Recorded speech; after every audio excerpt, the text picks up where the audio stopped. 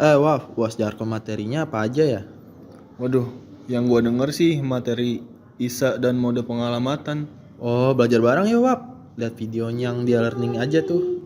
Wah, bener juga. Ayo gas. Ayo Rel, duduk.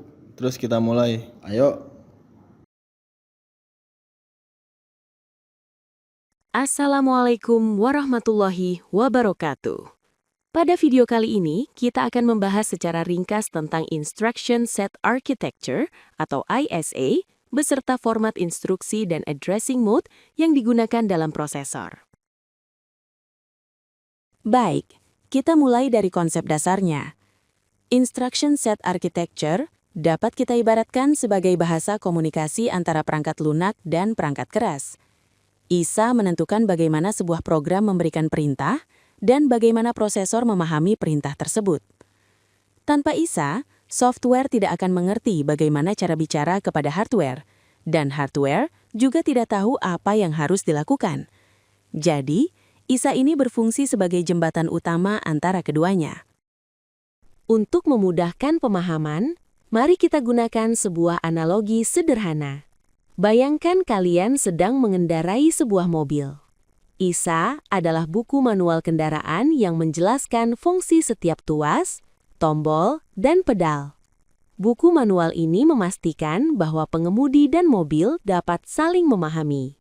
Software itu seperti pengemudi, dan hardware adalah mobilnya.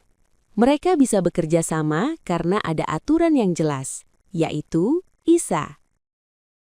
Sekarang kita masuk ke format instruksi.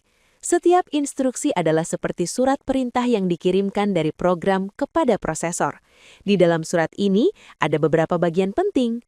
Opcode, yaitu jenis perintah yang ingin dilakukan. Register, yaitu siapa yang memegang data atau siapa yang harus bekerja. Immediate atau offset, yaitu nilai tambahan atau jarak tertentu. Dan beberapa field lain sesuai kebutuhan ISA. Pada arsitektur MIPS, format ini dibagi menjadi 3, R-type, I-type, dan J-type. Setiap format punya tujuan dan penggunaan yang berbeda.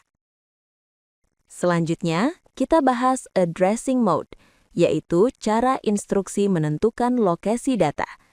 Analoginya seperti saat kita memberi alamat kepada seseorang untuk mengambil barang. Immediate, ambil barang yang ada di tangan saya. Register, ambil barang di lemari yang sudah kamu hafal. Displacement, ambil barang di lemari saya, rak nomor 3. PC relative, setelah berjalan 2 langkah, belok kanan. Index, ambil buku ke X di rak dan X ditentukan oleh nilai lain. Dengan berbagai addressing mode, prosesor bisa mengambil data dengan cepat dan fleksibel.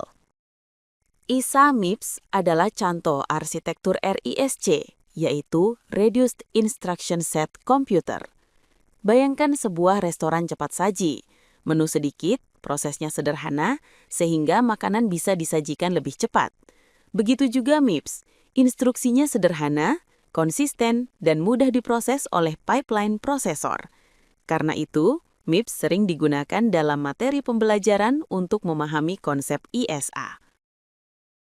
Compiler dapat kita ibaratkan sebagai kepala dapur. Tugasnya adalah mengatur agar instruksi diproses secara efisien, memilih register yang tepat, dan memastikan instruksi berjalan tanpa bentrok. Jika dapurnya rapi, seperti pada ISA sederhana, maka pekerjaan compiler menjadi lebih mudah dan performa sistem pun meningkat. Baik, kita sampai pada kesimpulan. Materi yang kita pelajari hari ini memberikan gambaran lengkap namun tetap ringkas tentang apa itu ISA, bagaimana format instruksi bekerja, bagaimana prosesor menentukan alamat data, peran ISA dalam desain arsitektur modern.